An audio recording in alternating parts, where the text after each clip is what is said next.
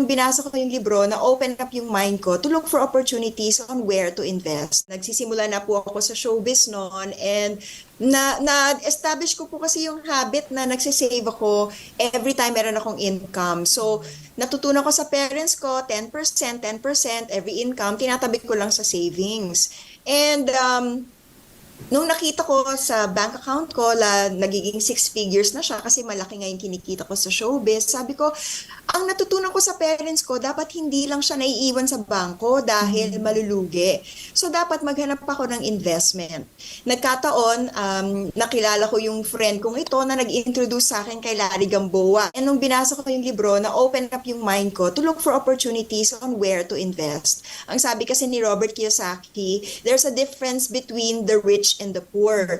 Yung mga poor, kahit matalino sila, minsan hindi sila financially savvy.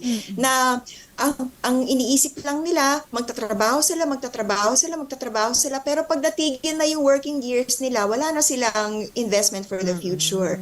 Pero yung those who become rich, hindi lang sila remaining employees or self-employed, nagiging business owners din sila and investors. And this is how you transition in the four quadrants na dinescribe nga nitong si Robert Kiyosaki.